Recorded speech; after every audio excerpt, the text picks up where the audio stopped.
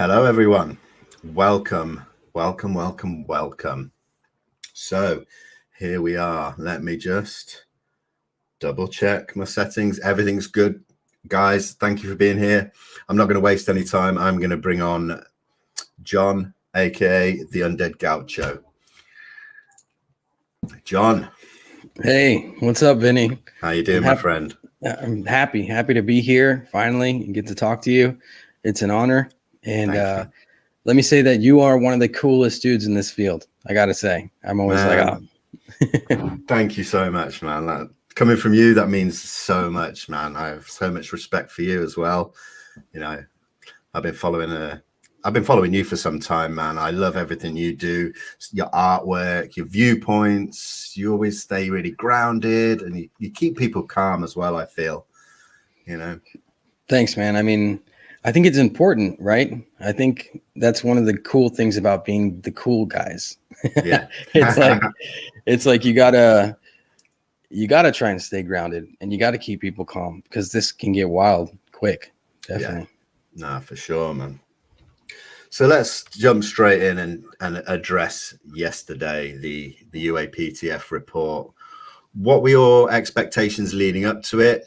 Were they matched when it released? And just a general overview of what you took from it. My expectations leading up to it were very low. You know, I made a whole video about worrying about the report and thinking it might come out and become like the Condon report again, you know, another take of that. Yeah. And I was just trying to tell people, like, the message needs to be right, or else we might not get the attention that we need. And I think the message, if you read it a few times and you really like piece it apart and think about what's being said in it, it's important. And it seems like a watered down version of the world that we live in. Yeah. Right. I know people, what did you think about the 9 pages? Everyone was livid about the 9 pages. To be honest, even the week leading up to, I heard that it was possibly even going to be as low as 4 pages. So, you know, to get 9, it's double. Definitely. But I saw your tweet today and you made a great point. You said, I think it was your tweet. Possibly. I might have retweeted somebody else, but yeah. Well, what the tweet was, if it was yours or not, the tweet was that it's actually like 6 pages and it's not 9. And everyone's saying that it's 9, but it's actually, you know, you got the title page and then you have 2 pages of appendix at the end, which are nothing. So look, yesterday I was on a, what's it called? Twitter space with, on Danny Silva's Twitter space. And I said that to me, it was almost like a book report from high school. You know? Yeah. And I said, I've written longer book reports in high school. And Danny was like, what book was it? And I was like, The Catcher in the Rye. I wrote it. Yeah. But I don't know. What do you think? Do you think this is going to actually make the impact that we need? What do you think? I do. I think it is going to lead to a task force being set up that is funded correctly and that is staffed correctly.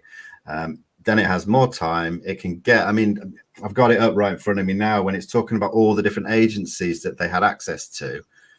We heard behind the scenes that they were getting stonewalled and in such a limited amount of time. It's no surprise that there's very little data that's come out. But if this new task force, the permanent one that may get set up, has access to the same agencies, then it might be a different story a year, 2 years down the line. And I think that's a minimum time scale, plus the possibility of congressional hearings. That'll be a massive, massive plus. Definitely. There was one thing I was thinking about yesterday. Have you ever heard Tom DeLonge talk about the others? Yeah. Where he says that they're actually called the others. And and they kind of like, you know, mess with our species and manipulate us. And the term they use for the UAP, instead of saying, I don't know, unidentified, you know, there's a term in there and it's other. And I thought that was really interesting. I like that. Because these days I don't even want to say extraterrestrial or anything because we know it could be ultra terrestrial or interdimensional. So I just say unknowns. That's my kind of go-to. So I've had to switch it up a bit, like, you know. I like that. It's smart. It's a smart way to approach it, definitely. Because I know people sorry, go on. No. You say what you were going to say. You I said was people just going to pick. say people will pick you apart based on the word you use. So I have to be very careful about using broader terms. 100%. And, you know, when you really do look into this, I think you are going to change back and forth trying to figure out what these things really are. And you're always going to be thinking, are they interdimensional? Are they or ultra terrestrial? Are they extraterrestrial? I've actually been leaning more to the side of like, you know, it seems like they've been here for a very, very, very long time interacting with our species. Mm-hmm. And I think it's funny that we say alien. I said this to my mom. I was saying, she was asking me about the report and we were talking, and I said, I think it's funny that people say alien for something that, like, how long do they have to be here until they're not alien anymore? Yeah, right. Good point. Yeah. like it doesn't really make any sense. It's like, it seems more like they're just part of this world and part of our story. They could well have been here way before we were as well. So, you know, if you say alien, then maybe we're the aliens. And yeah, it's crazy, isn't it? When you really dig and think and try and wrap your head around it. I think that's the most beautiful part of this whole thing is like philosophy, like the philosophy, and trying to figure it out and trying to understand what it's really about. Because we can talk all day about the craft. You know, people love to focus on the craft all the time. And right now that's kind of where the conversation's at, you know? Yeah. People are afraid to talk about experiencers or abductees, or when people see the beings, or just anything outside of the context, anything outside of the context we've been presented with for the last few months. It's kind of like you have to walk a line. You know, you have to be careful what you say. Yeah, definitely, man.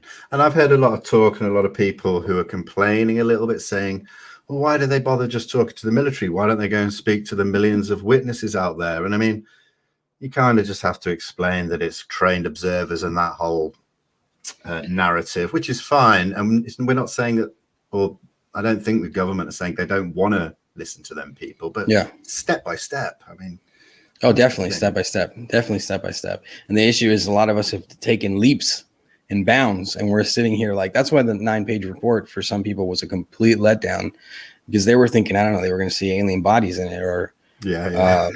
Yeah. And I was, when has a government ever been completely open with its people? That's something you should never forget.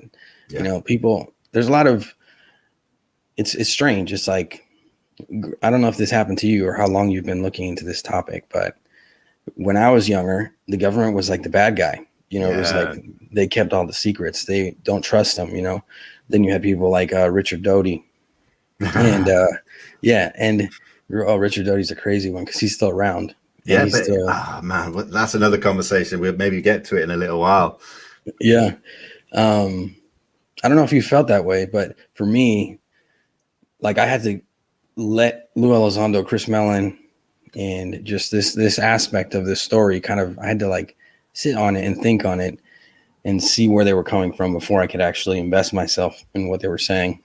Oh, absolutely, man. I think from that first TTSA press conference in October of 2017, when I saw them all stand up on stage and you got to see the different names and who they are, from that day on, I was watching everything and as much as I could of them. I think Lou did I think it was a MUFON talk, and it's probably one of his first talks on stage, and it really gave me hope. And I was like, this guy better be the real deal. And it turned out to me that, in my opinion, he is the real deal. Me too. You know, I think he is the real deal. And I think we're lucky to have somebody with that kind of mindset and that kind of background and training, because he's going in to get the job done. You know, he's kind of like an action hero. He's the guy that's he's kicking down doors and taking names. He's not like, you know, he's not sitting back. That's it. It's talk and action. Totally, 100%. But the report, I got to say, I think it was good. And I think I agree with you, where I think now they're going to get more funding and they're going to focus a little bit more on this topic. There were so many parts of the report that were kind of crazy. Like they talk about, if I'm not mistaken, I actually have it open too. Cool. I was going to say, they talk about, was it balloons at one point? Like as a, as an explanation, and I was like, I can't believe this, man. Like, they're again with the balloons. They don't stop with these balloons. I know. It's just a continuous thing. And the funny part is, like, I think a lot of the time I understand that it's not always a UAP, right? It's not always UFOs. No. It's not always what we think it is. But I think that the drone conversation and these kinds of conversations that people have, I'm like, most of the time, it's a drone. I mean, if you've ever seen a drone in the sky, it's a drone. If you see a balloon, you kind of know it's a balloon. Yeah. Especially for trained observers, that's the part that really gets me. Absolutely. Something just popped into my head, and it was when Mick West appeared on the Unidentified Celebrity Review, because I was in the comments. I kept seeing you commenting as well. I wanted to talk to you about that as well. Not just Mick West, but the whole debunking and really trying to stick to that balloon narrative. It's frustrating. That day I was actually having a bad day, and I went into I told the guys after, I said, hey, sorry I was reacting that way in the chat. I had a bad day, and then I saw Mick West, and I got to say, I got triggered by Mick West, and I'm a cool guy. I'm a collected guy. Yeah. And that day I was just not feeling it. It's just because, I saw him on CNN, and I'm like, I can't believe this guy's on CNN. Look what we've created. We created a monster. Yeah, man, sure. It's definitely like, I don't know if you get this take, but I understand that people want to have all possibilities on the table, and discussion is always good. But being a blind skeptic is dangerous, just like being a blind believer is dangerous, right? Yeah. And for me, Mick West is not blind. He's like, has no eyes. He's like, he's just sitting there. For me, he hasn't debunked anything. No, everything. Same here. Because he just continues. He uses that bit of data that fits his narrative, but then eliminates all the rest or kind of hides it away. 100%. I completely agree with you, man.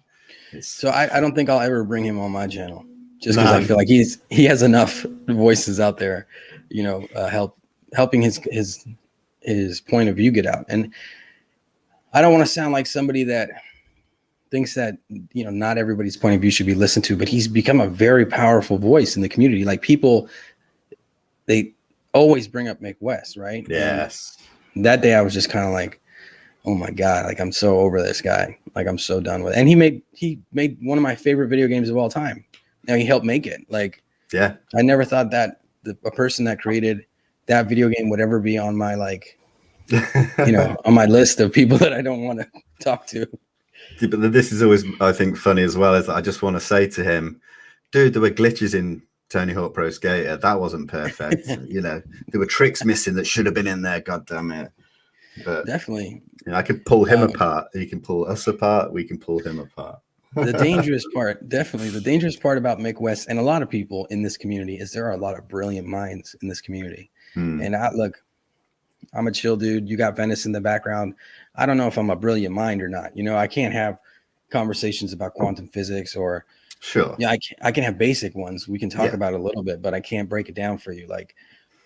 And Mick West is one of those dangerous minds, It's like, I don't know if you remember, like, back in high school, I was kind of like one of the, freaks and geeks, Same here. If I wanted to be cool, I could be cool, but I didn't like the cool kids too much because they were always kind of, messing with everybody. And do you mean like the sports jocks and that kind of thing?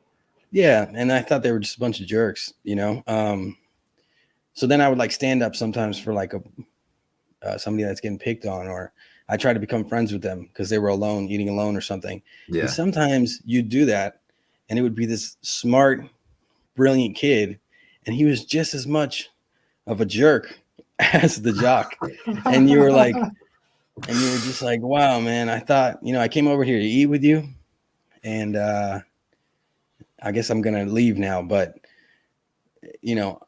I've met a lot of brilliant people that are pretty dumb at the end of the day, so I don't want to call Mick West dumb, but I get what you're trying to say. No, I fully get what you're trying to say. I mean, I think we know as well that Mick West, I don't have a problem with debunkers as a general rule. They make us work harder, or other people that are researching the same things. But I think Mick West, he's become something more. He plays on it a bit for me. I think he really likes testing people on UFO Twitter, especially. Oh yeah, Because he definitely, always man. does seem to calm, and I think he just sees other people getting riled up and heated, and I just think it's a ploy.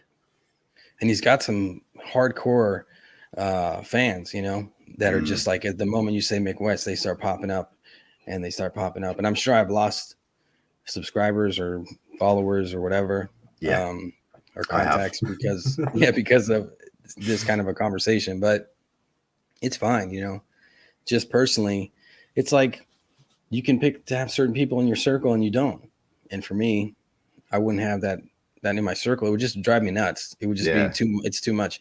I understand, like you said, debunking is very useful because it helps. I'm so down for people debunking stuff. Even if I post something and I'm like, hey, what do you guys think? And somebody goes, that is proven this way, and this is wrong, and this is what it is. Boom. If they can do it and show it to me, I'm all good. High five them. Thank you, man. Let's throw that in the garbage. You know, let's get rid of that. Let's look at something else. Totally. Sometimes we're wrong. I mean, I would say I'm wrong. Like, I'm a normal person. Like, I make mistakes. I have bad judgment sometimes. Yeah. I think it's people just like to pull UFO, I was going to say researchers, but everyone in the field of ufology, they say something wrong. They're like, you know, they get, they zone in. Yeah, they get you, man. They go for the jugular straight away. Yeah. Definitely. Definitely. And you must know what that's like too, because any of us on social media, we totally get it, you know. Every single day. Every day. Yeah, you get a comment, you get a message, you get a weird DM, you get some crazy DMs sometimes. So yeah, man, I would say ignore the trolls the best you can. Don't let them get to you, you know. Absolutely. Everyone listening to this right now, please, this is a service announcement from the Gaucho. Ignore the trolls. Ignore them. Don't let them get to you, because they will. Yes. They will. And there's people that will they'll like troll you without you even realizing that they're trolling you. And they're cracking up, and for them it's the funniest thing in the world. I don't know. I don't troll anybody, really. No, I don't get it. I don't get it either. I don't have time for that. Like, it's a waste of time. Yeah. I mean, I'm all for disagreeing with someone, but I say this to all my colleagues across Twitter and especially Instagram, is that it's totally okay to have differences of opinion, 100%. Completely different views on UAP and anything else, life in general. But you've always got to maintain a level of maturity, of respect, and of class. And if you don't, then you're just going to make yourself look like a fool. It's not necessarily then about what you're saying; it's about how you're saying it, how you're coming across. I'm not down for that kind of thing.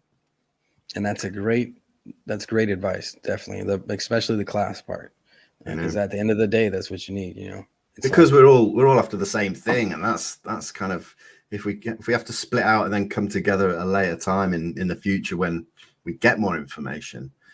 That middle bit where we're all separated a bit doesn't mean we have to be dicks. No, that's totally true. You know what's pretty crazy? I don't know if you've been thinking about this, but like, everyone keeps saying, like, so what about UFO? Like, in the media, they're like, so the UFOs, is it real? And the government's basically, like Lou keeps saying this, the government has already confirmed that UAP are real. Yes. Now, what they are, that's the second question.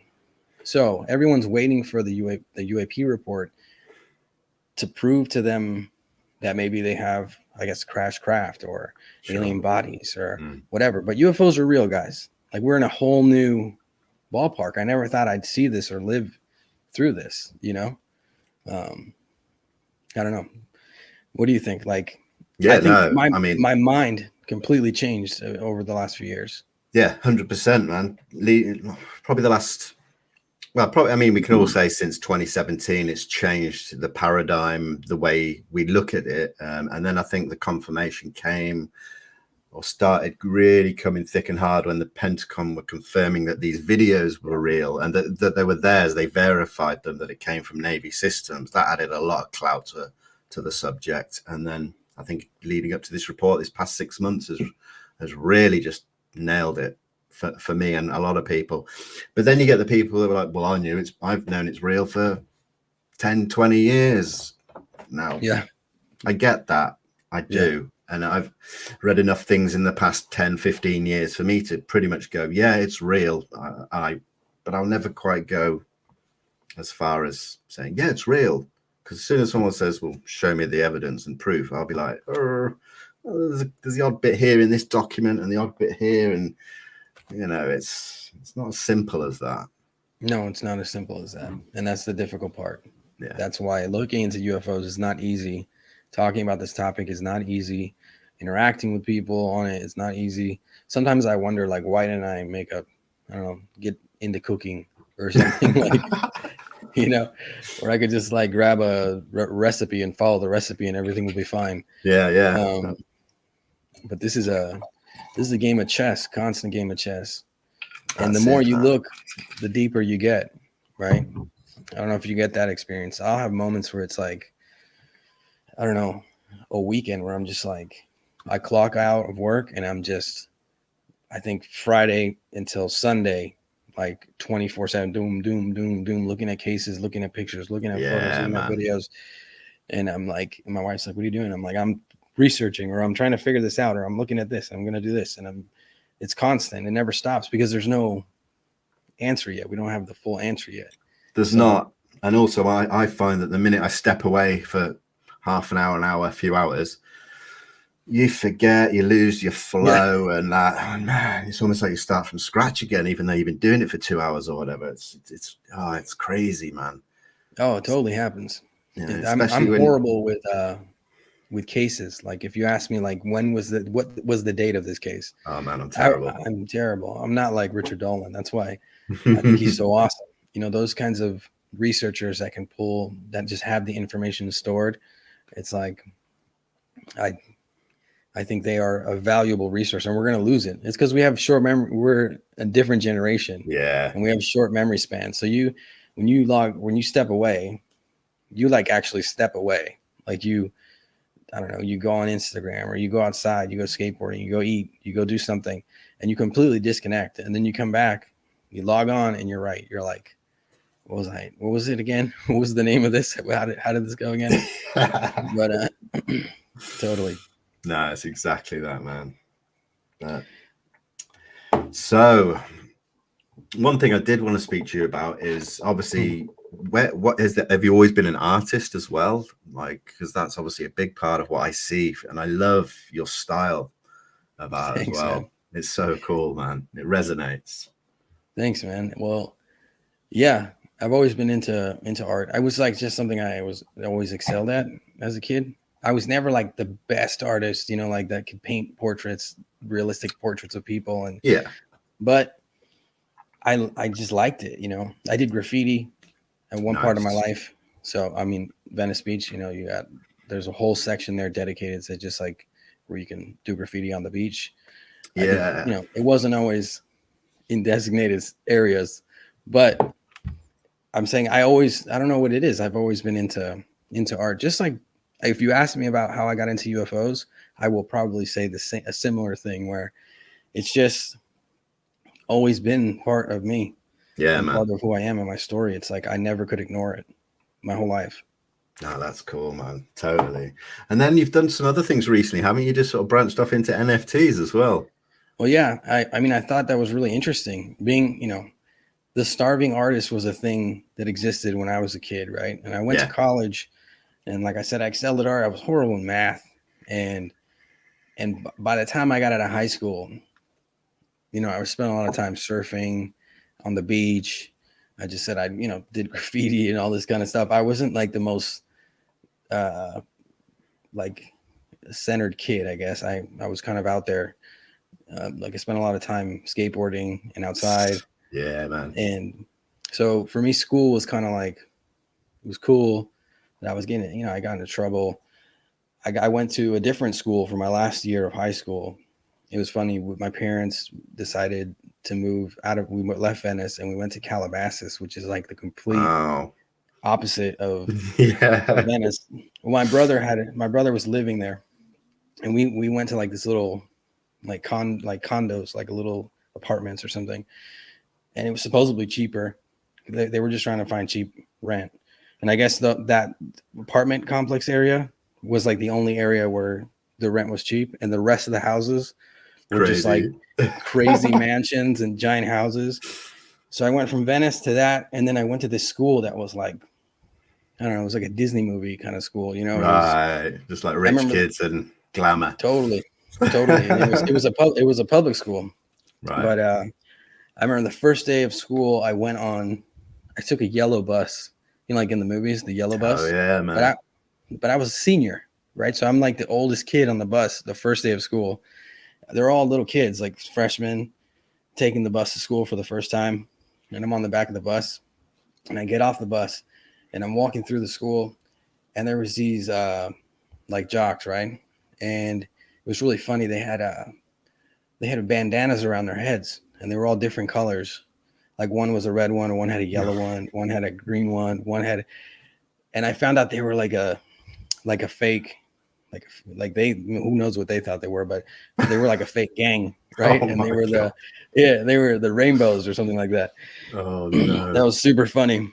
That So is. I had I think that year was just, it was terrible for me. You know, I was away from all my friends and the beach. I got to surf Malibu a lot. That was the only cool thing. That's cool, man. And yeah, so I went to college, and I was like, I had to go to community college because my grades were not good when I left high school. Right. Yeah. And I went to study art, and the issue was like, you couldn't make money as an artist. People were like, you're not going to make any money. You're going to waste your time. You're going to go to college. You're going to make your parents pay for college. And then you're going to get, student debt and all this kind of stuff. And I was like, I guess you're right. And now I regret that so much, because I was like, the courses I were taking ended up being, because we went into this digital world, Yeah. like so valuable. Right. I was taking like digital marketing, and there was like 4 people in the class. No way. And now it's like, dude, you could have had a great career. You just didn't have to listen to all those people that just didn't know we were going to be doing this, for example. Yeah, but hindsight's a beautiful thing, isn't it? It is, definitely. So the NFT thing, I mean, I think artists should have, the possibility to step into this new space, because I think that digital art is going to be the future as we get more and more virtual. People doing like what we're doing right now is basically like something from Star Trek when we were little. Like, and I think it's going to get further and further with VR and all this kind of stuff. Hell yeah, man. So I just said, like, yeah, I got to do this, because it looks like artists are getting, they're making a living off of it. And I said, cool, I should make it digital and do it digital and get into that space. I also did the UFO Disclosure DAO. Talk about that, man. Explain to people what that is. It actually started more from that end, right? Because I was sitting around thinking, how do I make a difference, right? How do I leave a mark, or how do I change what's going on? And people were saying, we need money, we need funding, we need to get this topic into colleges, and we need basically just more money. Yeah, no, of and course. the crypto world, again, like I think it's the future. Right now it's tanking. Yeah, right? tell me about it.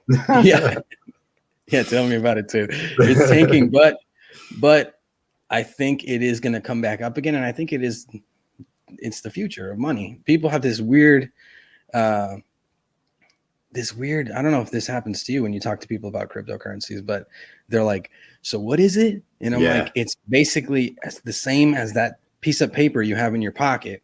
It's just different, right? It's digital currency. So what it does is it allows you to have super fast transactions, and basically it's kind of freeing us from the banking systems, even though they're getting their hands and their claws into it, Yeah, that was inevitable, but it is almost like cutting out the middleman to a degree. 100%. It's awesome. It's awesome. Yeah, you can literally send like money in 2 seconds to somebody. You can just be like, check your wallet, and then they check their wallet and they got the money. So I was thinking, being into that, even though I'm not like super into it, I spend too much time doing this to be super into that. But I'm exactly the same, man. But I think, I think it's the future. And I think what we need to do is focus on possibilities of using that community to fund projects that we need. So UFO Disclosure DAO is that.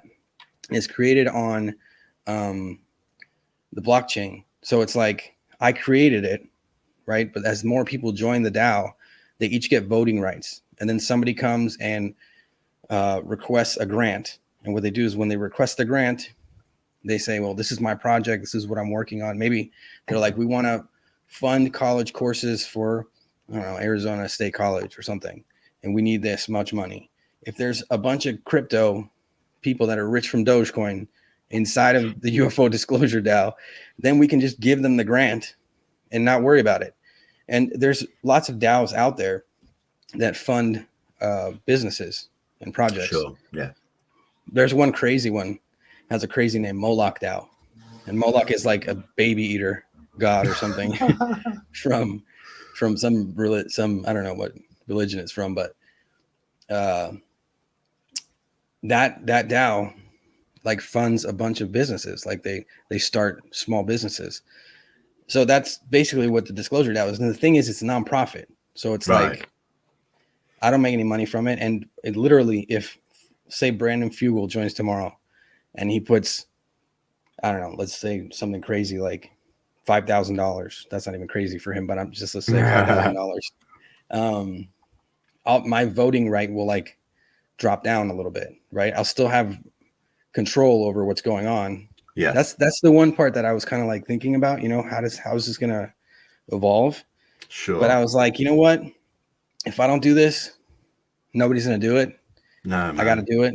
And hopefully we can make a difference. And we'll see if it works. It's the crypto space is confusing and complicated. And the one thing I was saying when I was thinking when creating this was like, I'm going to have to focus this onto the crypto community because I'm worried that some of the UFO community doesn't understand how crypto works, or have any crypto, or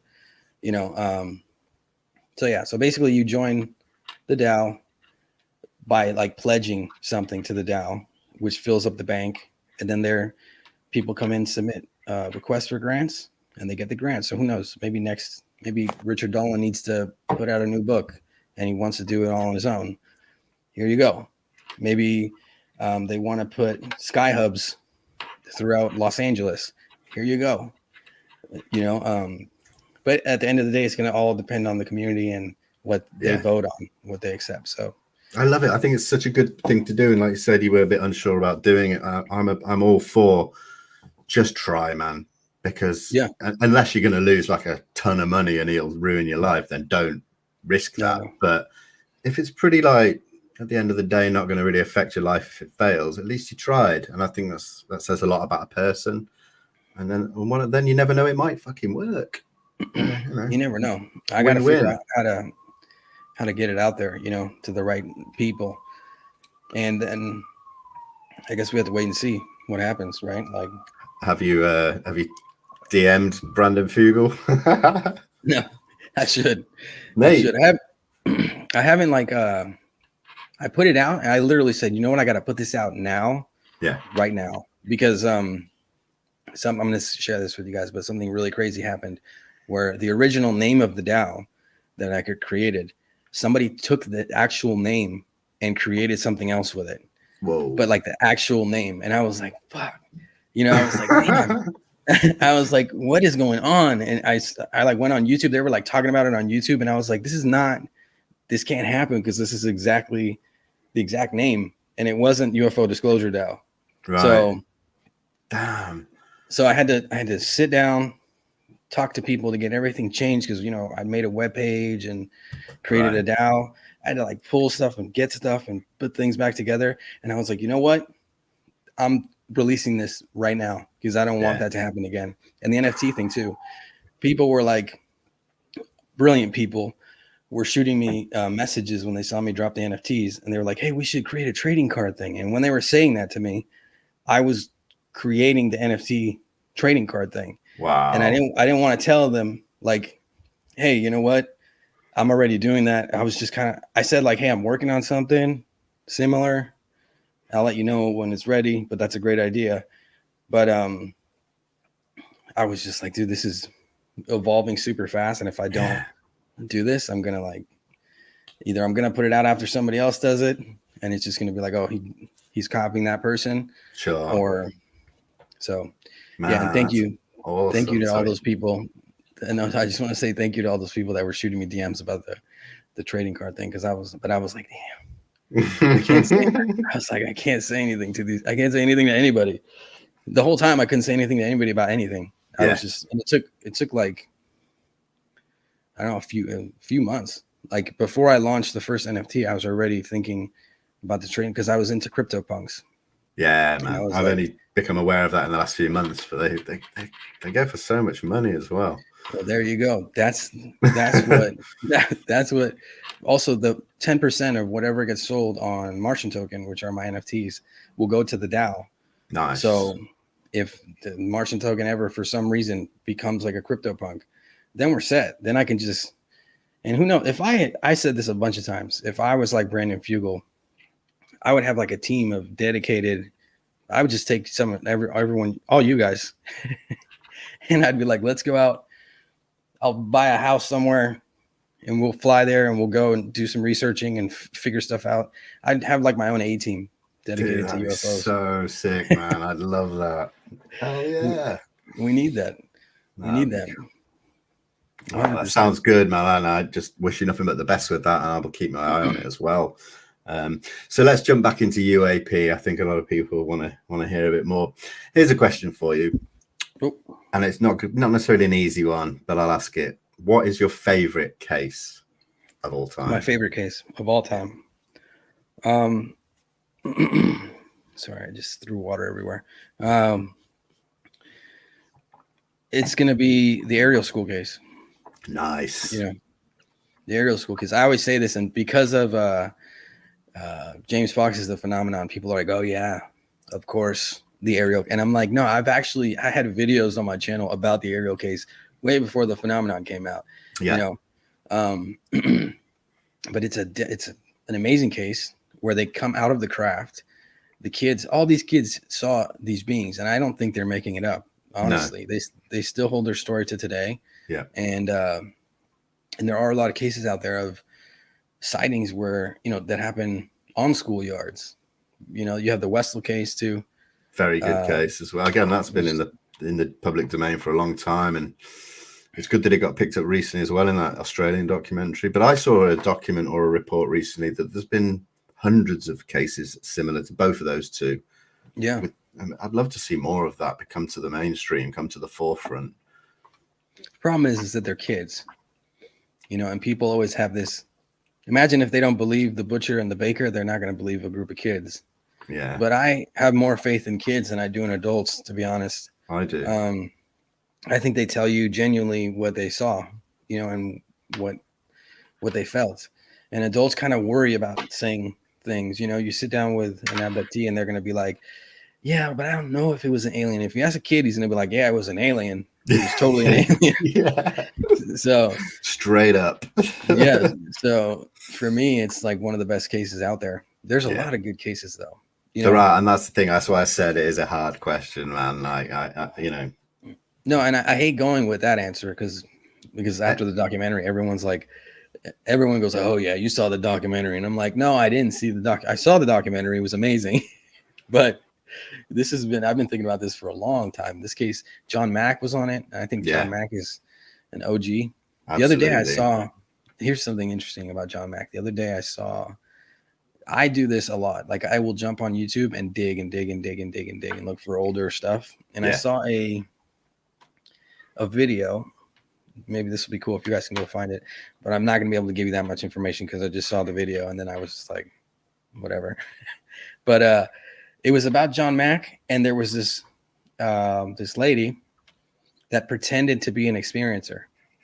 And I don't know if she wrote a book about it and everything, like back in the 90s, it looked like that's when it happened. Right. And she reached out to John Mack, and John Mack sent her like a pamphlet or like a envelope with information on experiencers, and it kind of like laid out how experiencers feel, you know, what the experiences are like, you know, what's it was like a step by step. If you're an experiencer, you should check these boxes. And Right. she was like, I can't believe he sent that to me, because it's like he basically prepped me for meeting him. Right? This is crazy, because it's the only time I've ever seen anything like this. Yeah. And when it comes to John Mack, like I said, I'm a huge fan. So No, of course. and she goes to meet with him, and they do like a session, right, where he does like I think he did like hypnosis or whatever he was using. Yeah. And she makes up the whole story, and she records it. So they have the recording, and John Mack is going with it, and he's listening to it, and he believes her like full-heartedly. And she starts talking about like, I think it was like a NATO person was there on the ship with her, because it was during like the Cuban Missile Crisis or something like that.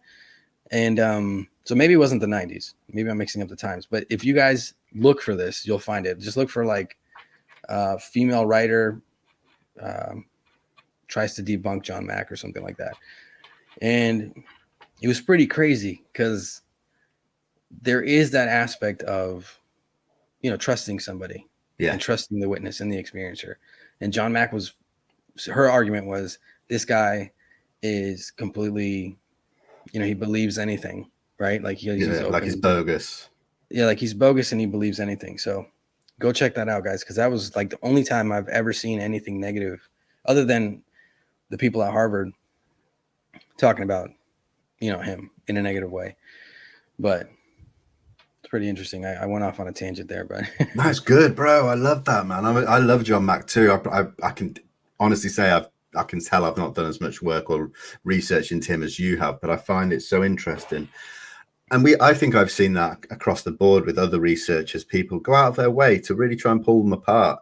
And you're playing on their good nature in a way sometimes as well. You know, yeah, maybe John Mack was rolling with her story, not so much more as that he believed it, but that he wanted to get through it, and then maybe he could analyze it afterwards, or I don't know. But do you see what I mean? It doesn't just mean, oh, he just believed it, plain and simple. Yeah. That was it. What a dummy.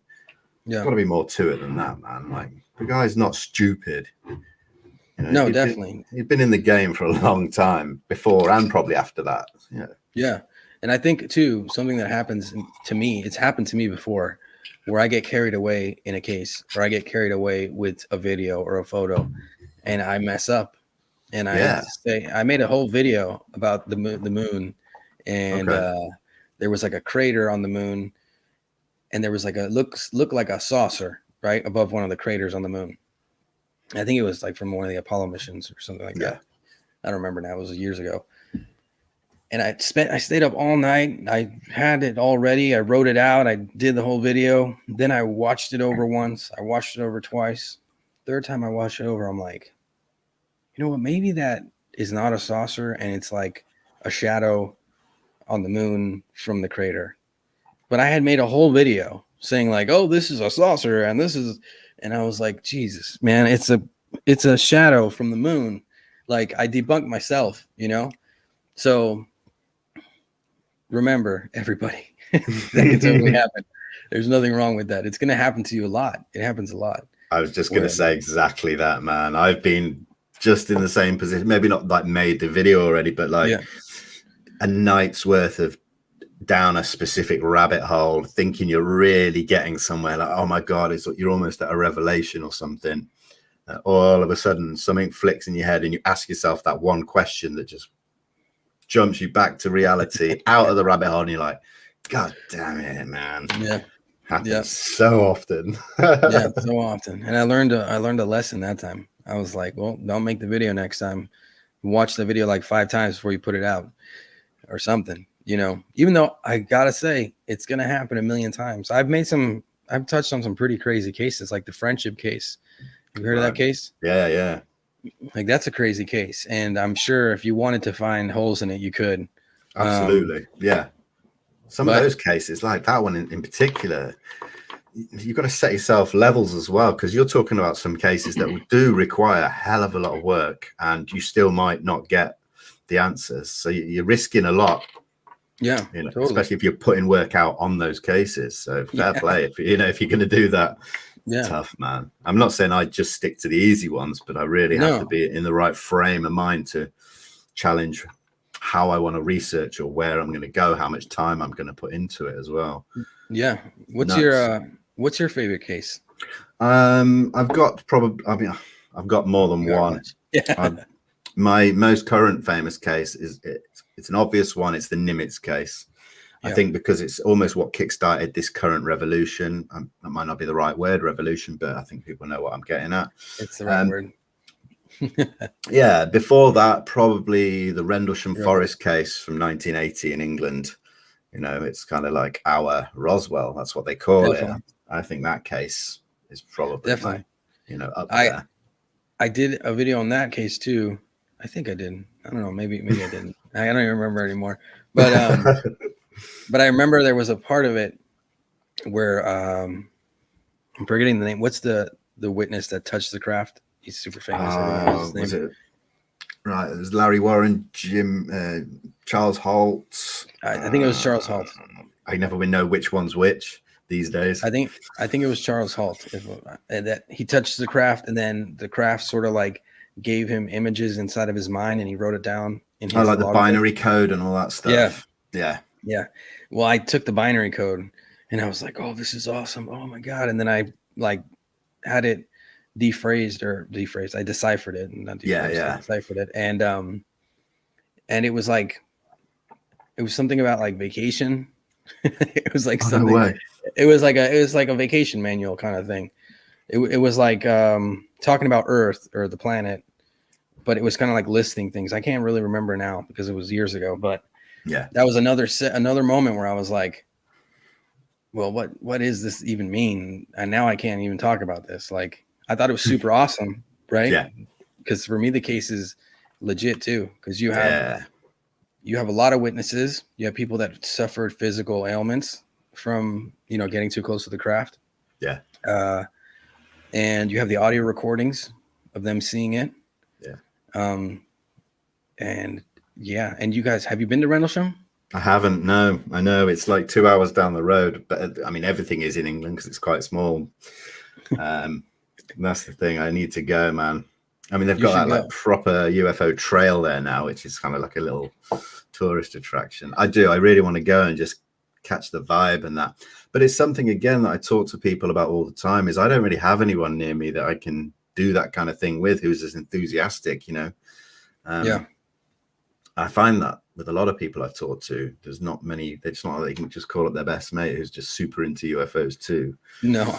You know what I mean? That's why I'm trying to build these connections now, overseas and in England. I can look now, COVID's pretty much looks like it's going the right way and dissipating, and I can start planning stuff with some of my new friends that I've made. And Rendlesham's up there, man. Rendlesham's up there. And remember, I think there's a mock-up of the craft also. Yeah, there is. Yeah.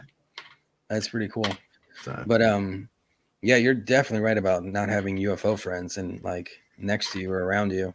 It's difficult, especially people that are really, because there are people that are interested in it, but not people that are like invested in it.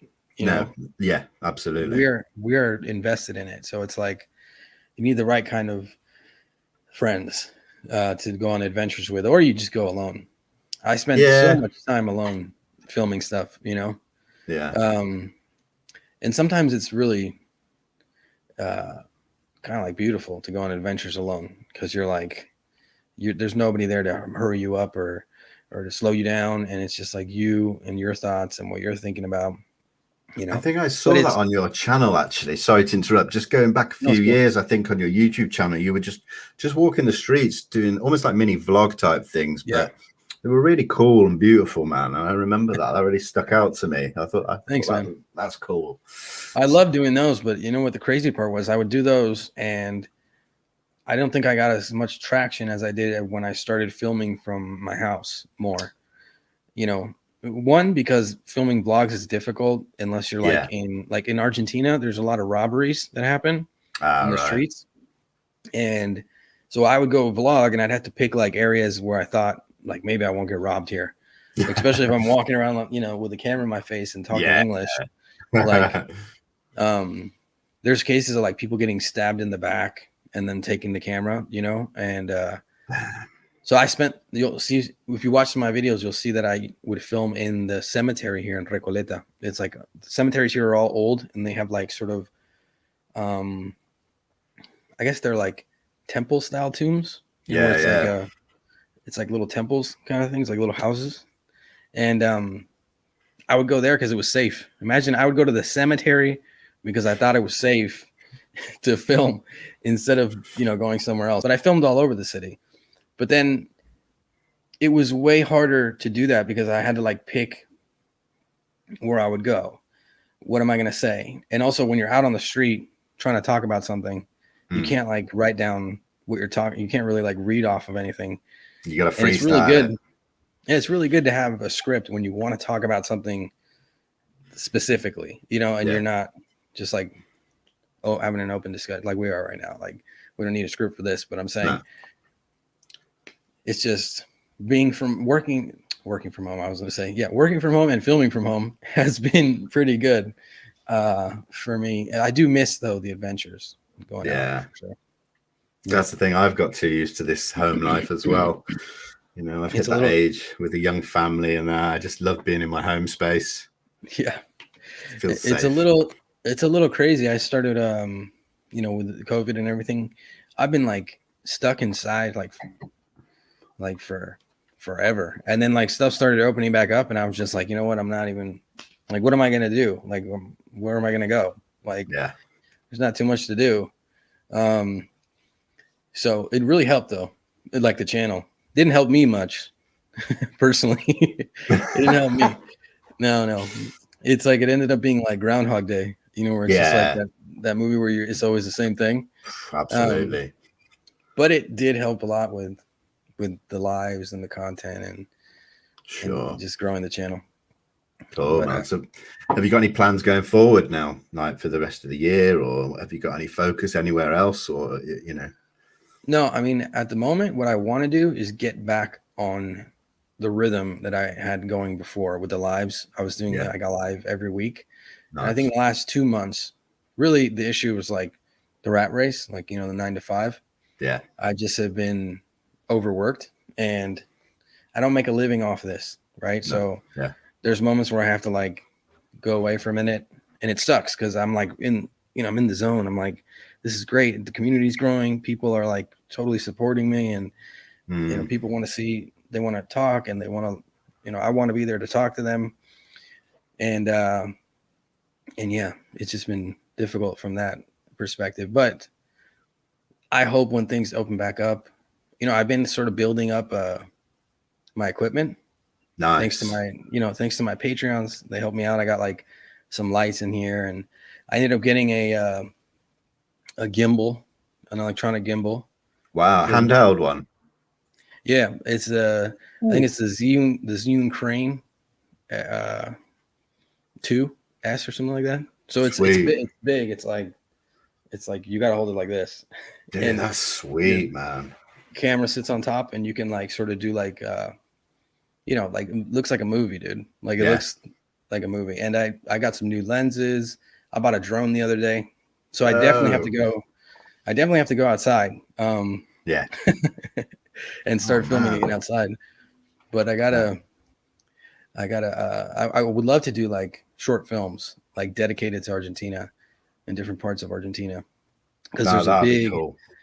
The phenomenon here is just, there's cases from all over the place here. Now, if you ask me what my favorite case is here, unfortunately, I'm like still a young buck when it comes to Argentina cases, because I'm very focused on, you know, I know all the other cases around the world, but Argentina, for some reason, like, I don't know why, but I think in the last 3 years or 2 years, I started kind of focusing on cases from here sometimes. Yeah. But I still, with everything that's going on with the Tic Tac case and with UFO Twitter and everything we're talking about, it's like I lose focus from those cases and I come back to what we're talking about. But I went to Bariloche, and I still have to put out that video, but Bariloche is like in the mountain. It's like the mountains. It's like the mountainsides here. Rings a bell. I've heard that name. Yeah. Well, it's in some movies. You know, it's like the Nazis always escaped to Bariloche. That's it. Yes. No, I've seen a lot. I actually did a little thing on that about a year ago. I just was obsessed with it for about a month. So I was just finding programs and YouTube videos on that. And Bariloche was, Yeah, it's one of the that's places. where I heard it. No they way. actually escaped all over the place here. You know, yeah. But Bariloche was beautiful, man. And the crazy part was when you left the city, I didn't expect this to happen. We went in the car and we took this this route. It's kind of like Route 66, right? So it's just like one route all the way there. And it was wild. Like the terrain and the environments were just changing. It started, you know, all of a sudden it looked like Lord of the Rings, and then all of a sudden it looked like, you know, like the back set for ET, and then you just kept going, and yeah, it was bananas. Like, and so Bariloche has this case where I think it was airlines pilot and his crew, if I'm not mistaken, they saw a craft in the sky, and there was also a secondary plane that was like a border patrol plane. Right. Saw the craft as well. The electricity in Bariloche cut out, and people saw. It had multiple witnesses basically, and they say sometimes it's like the Roswell of Argentina too. Some people will say that. And when I went there, I was like, well, this makes perfect sense. You know, like you can just see why the phenomenon is here. I even went to a place called Las Ovejas, and I made a video about that. And Las Ovejas is a little town off that road somewhere. We had to drive off like 2 hours into a mountain. Just in the middle of nowhere. In the middle of nowhere. Wow. And the town was like a few blocks, you know? It was just like a little town center, like barely any, no restaurants. We ate at like, it was like a person's house. Right. But they had kind of makeshift, and they created like a restaurant. And the menu was like whatever they had. The guy kept like leaving and going somewhere and coming back with like the food, but like he would like jump in his car and go somewhere and then come back with like bags of food. And I love that, man. I love that sort of thing. I love that. It was crazy because the legend has it that town, like they see UFOs there. So what they have is like a viewpoint in the town dedicated to seeing UFOs, right? It's like it's like a mirador de ovnis. That's what they call it. And when you go there, that's like the legend. So we were like eating outside in that makeshift restaurant, and there were some other tourists there, and there were some locals, and they were like, "Did you guys go see the UFOs?" And they're all laughing, like, "Yeah, we went to see the UFOs. Yeah." This, but my wife, she was super cool, and she was like, "We should go and stay there a night before we get to Bariloche, and you should like show it. You should show it to your community, and show them like that this exists." Sure. So it's a short video. I just walk out to the mirador. I try to go at night. I gotta be honest. The road was like, imagine it's all mountains on the way there. And even my wife, she was on the side of the car. I keep smacking the mic. My wife, she's on the side of the car, and she's freaking out because we're like getting to, you know, to the edges of the mountains and it's winding and turning. Yeah. And when they tell us, we ask the people, they're like, "Hey, where is this mirador?" And it's like 10 o'clock at night. And they're like, "Up there, you got to go up the road, the dirt road, up there, just straight up. And you got to go up that little mountain, and then, you know, around a bend, and you're there." And I was like, "Should we go?" You know, I started getting worried. I was like, "Should we go?" To my wife, I was actually worried. Like, it just seems so strange to be in this little town in the middle of nowhere, thinking about doing this. And also with my wife she's not like me. She's not like into the topic. Yeah. And I was like, if anything happens, I might like scar her for life. You know, like if we go there and like a weird experience happens. But we go up there, and it's like completely pitch black, the whole road up. It's all dirt. You can't tell if it's a cliff or if it's what. Sounds exciting. It was exciting, but we get there, and I get out of the car and I leave her in the car, It's got like a parking spot, like right at the viewpoint. But I couldn't see anything, man. So I'm up there in the middle of the night with my camera. It's super windy. There's like, I could see the mountains, and there's like clouds and thunder in the distance, because it's kind of like, in the desert where you see thunder super far away or something. Yeah. And yeah, it was weird. And then we went back in the morning, because I was like, I can't see anything. I was trying to film the sky, and I didn't see any UFOs. Sure. So I'm like, let's go back in the morning, and at least we'll show it to them. And if you watch the video in the morning, the place just looks amazing. Like there's like rivers running through, there's like canyons, and you're just like, well, this is definitely where the UFOs would come, because they could land right there, and nobody would see them. Like there was nobody, like there was no people. So yeah. And one last thing about Bariloche, I didn't get this either on film, but I'll share it with you guys. Yeah. I put out some tweets. Some people read it. We stayed at these cabins, and I just kept looking at the sky and paying attention and trying to see, I wanted to see something. I was even trying to clear my mind and say, like, kind of like do a C5 thing every chance I got.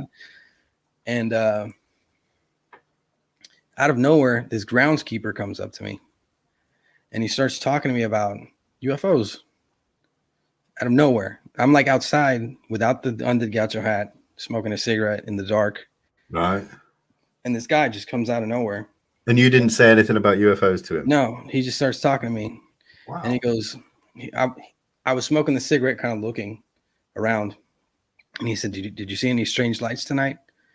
Because out here, the strange lights, people see them all the time.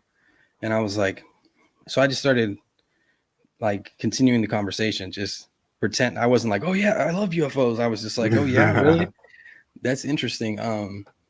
Is it often? And he's like, yeah, all the time. He's like, if you just pay attention long enough, you'll see something. And I was like, okay. And he's like, look, let's just look up at the sky and pay attention. And he goes, you see that over there? And I look over, and there's like trees in the distance, and there's like an opening between the two trees. Right. And he says, you see that light right there? That's not a plane. Look at it. And it was like, dude, like an orange orb. Like, this is crazy, because it was a second, but I wasn't even tripping on the orb. I was tripping on the guy talking to me about it. Of course. More than anything. Because he came and he starts talking to me. He says that, and then he goes, like that. Look over there. You see that? That's not a plane. And he points, and I look, and there's like an orb just like crossing in between that opening between the trees. Like, it was up in the sky somewhere, but it was like clear, like a clear orb just going across in the distance. And it wasn't even that far to where you like might mistaken it for like a drone or something. Right. It was like, yeah. It was big enough to where, I don't know, who knows what it was, but I'm just saying the moment. Yeah, and synchronicity. It just seems a bit. Synchronicity was super weird. It's super creepy. He starts talking to me. He goes like, yeah, like that. And then he goes, you see, it happens all the time here. You just have to pay attention. And then he told me that he lived there for a long time, and that he was actually like an orphan that had moved up there, and that his son died. Like they had killed. He kept saying they killed my son. He was probably talking about the police or something, who knows what it was, but something like that. And I just kept talking to him, and the thing was, he looked like a native from Argentina, Right. Like he had like those kinds of features. Yeah. And he just kept talking kind of about the lights and the orbs. And he said that one time he worked in like I think it was like a uranium field or uranium mine or something like that. Because he's telling me in Spanish, and I understand Spanish, but I also don't get like every detail sometimes. Sure. When they use words that are like not words that I use regularly. Yeah. Like sometimes I'm like, okay, I get what you're saying, but he said that he was working on like a uranium mine or something. I don't know where those are in Argentina. After that, I was just thinking about it, like, what the hell was he talking about? He said, there you see the orbs like we just saw, but they're like down on the ground, and they're like a few feet away from you sometimes. He's like, me and my friends, like, we were working and we saw these orbs just a few feet away from us. And he's like, I think they're angels, and I think they're, messengers from God. And I was like, yo, this is wild. I just kept kind of going like, oh, really? That's interesting. Wow, that's fascinating. And then he just walked away. He said, you have a good night, and he walked away. And I was that's so weird. Yeah, so cool at the same time, man. It was super weird too, because before that, I was standing out there where I had like brought a different camera with a longer lens, right? So I could like zoom into stuff. So I had that camera in my hand for like half an hour while I was sitting out there in the cold, looking at the sky and thinking like, show me something. Come on, look at how I could see everything. I could see like the Milky Way. You could see all the stars. It was like super open. No pollution whatsoever. No. And I go back inside. I put the camera down, and I'm like, oh, I'm not going to see anything. I grab a cigarette and I walk outside, and I'm like, kind of pissed, and I'm like smoking the cigarette, just looking around. And this dude comes out of like the darkness, because it's a forest. So there's darkness. It's like darkness over there. So he just walks out, comes up to me, and that experience happened. And I was like, I didn't have my camera. I didn't even trip when I saw the orb. I saw it go by. And in my mind, I was like, that's crazy. But this is even crazier, that this guy just randomly in a mountain in the middle of nowhere started talking to me about UFOs. It wasn't like a UFO town. Like that sighting had happened. So people talk about it, but it was just wild, man. The synchronicities. You're totally right about it. What do you think about consciousness in UFOs?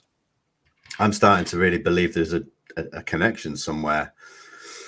And I'm talking more about the connection, or I'm trying to look into a little bit more about the connection that they have on us rather than us on them, as in not so much looking at us summoning them with the CE5 type stuff, but the way that they can affect our thought processes, the way we see them or don't see them, and the possibility that people see things differently and perceive things differently.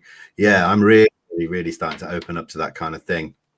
But it's a very difficult area to research.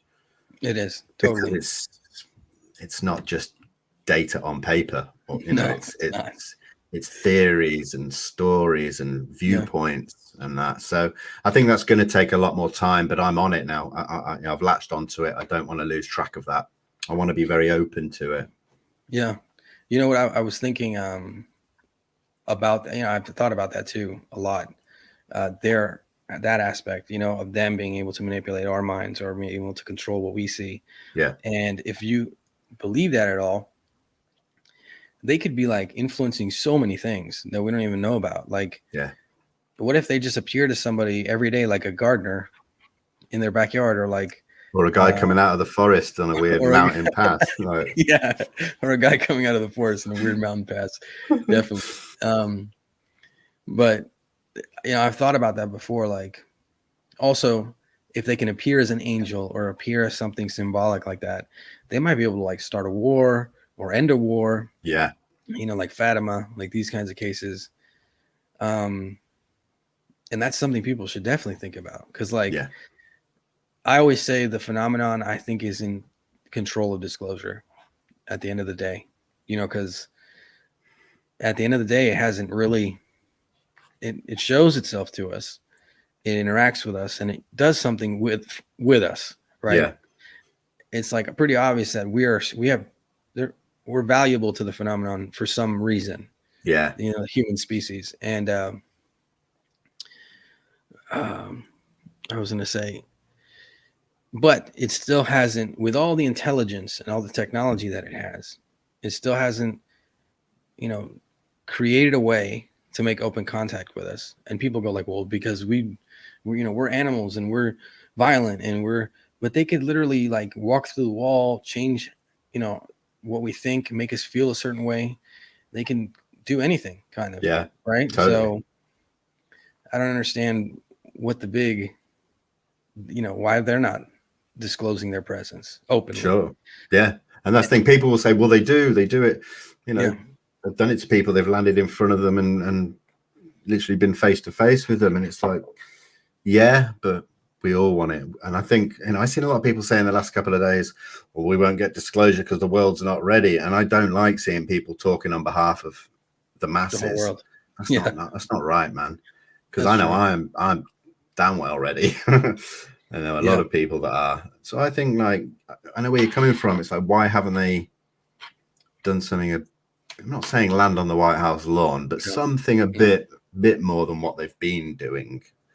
Yeah, they don't even need to. They don't even need to land on the White House lawn. No, I'm saying they could like just literally hover over a city and like they could like land in the middle of a town, you know, a square, and walk out and start talking to people, or even making them feel a certain way, and just start making contact. I'm saying, you know, I think coronavirus is a great example too for people not being ready. Like the idea of people not being ready to contradict that idea of people not being ready. I think people are not ready for lots of things, right? Yeah. They're not ready for a lot of things. But sometimes they just don't even care. You know, they just continue living. They care enough to go like, oh yeah, that's coronavirus. Yeah. But they're like, but let's go have ice cream, and I'm not going to wear the mask, and I'm going to go, you know, I'm going to do this and that. And I'm saying, I think coronavirus is a great example that the paradigm can change. The world can change in an instant, in a few months. And somehow, some way, people will continue to be people. Exactly, man. Yeah, there'll be people that focus on it, people that pay attention to it, and then there'll be people. I say the big majority of people don't even have time to think about most of this stuff, you know? Yeah, and people are resilient, man. With the whole COVID thing, if you'd have said to someone like 3 years ago, right, in a year's time, you're going to be locked in your house pretty much for a year because there's going to be a global pandemic, people would have shit themselves really badly.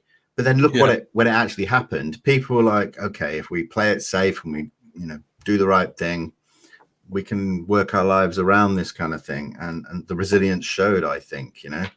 Yeah. Sorry to all you conspiracy theorists out there. I don't want to go into any break your thought processes, but you know, people are resilient, you know. I think people are resilient. I think they're resilient. I think we have resilient people, and then we have just people, you know. Yeah. And the resilient is like your approach was really, that was a great, what you just said was great. How do we work around this? How do we, you know, I kept telling my family, I was like, look, people go to prison and they can't watch TV, they can't talk to people on the internet, they can't do anything, and they're still alive, and they come out and some of them are fine. Some of them. But I'm like, so a few months, because this is in the beginning of the lockdown, so I'm like, a month is not a big deal. Like in your house with food you can order, with Netflix, with you can do anything you want. Like, I just kept thinking about it like that. Like, dude, like, what if I go to prison? I'm not gonna like start crying and kill myself or anything. No, like exactly, man. I mean, I got to spend every day with my daughter, watch her growing up instead of her going off to nursery and stuff like that. You know, my partner she's a lecturer at a college. She was home. We were having family time permanently. It was awesome. Yeah, that's awesome, dude. I just had to look at it in a positive way. You know, definitely. That was the only way to look at it, you know. So, but for all those people that think the world's not ready, there's a good example of even if you think they're not ready, we still are resilient and we still will push through it and figure out, you know, and evolve. That's the most important thing too about this is evolution. You know, it's evolution, man. It's like understanding that we're not alone on this planet because everyone is under the idea that there's life in space already. You know, you ask somebody like, yeah, of course. Yeah. Aliens, of course there's aliens, because there's just too much evidence out there to prove differently, right? We haven't found any life in space yet, but there's so many possibilities that it's almost evident. I mean, it's almost impossible that there's no life out there. Yeah, absolutely. So I think I was going to say I lost my train of thought. I lost my train of thought. Oh, good. I was going to say, damn, I really lost my train of thought there. I started thinking about all the planets and all the and all the universes, and I was like, floated off into space. Dude, that happens so much. Another thing that happens so much in this world of ufology, your brain goes off into places and then you lose it, and you're in a whirlwind of God knows what. Yeah. No, But basically, I was saying people are open to the idea of aliens and extraterrestrials out in space, but they're not open to the idea of it being here, the phenomenon being here. I think that's kind of ridiculous. I think understanding that this phenomenon is real, that's what I was saying. It's evolution in the sense of it's going to take us somewhere that we haven't been yet. It's going to help our minds expand. It's going to help us see that we're all the same, because we're all the same, and even to this day, there's still violence and people that don't understand that. And we got to try and look at the bright side of this and realize that, the reality is way crazier than we could ever imagine. And we got to start looking at the world a little differently. Yeah, no, 100%. Couldn't have said that any better, man. Absolutely. Well, listen, man, I've kept you long enough. I think I could talk to you for hours, bro, but I think we should save it, and I could get you back on my channel in a few weeks' time, things like that. I think this is going to go down. People are going to enjoy watching this as much as I've enjoyed talking to you, man. So unless you've got anything else to say, man, any final words? Final words would be everyone subscribe to Vinnie's channel. Make sure to hit the thumbs up. Check him out on Instagram. If you guys want to find me, there's my name at the bottom, the Undead Gaucho. I am the only Undead Gaucho probably on the planet, so it won't be hard to find me. And yeah, thank you, man. Thank you, Vinnie. Hey, no problem. But I'll tell everyone that your YouTube, your Instagram, and your Twitter are all in the description already, man. So cool. Thanks, man. They can find you. Thanks, man. Yeah, guys, have a great day, and thank you, Vinnie, again for inviting me. No worries, man. Yeah, take it easy, man. I'll speak to you soon. Bye, peace.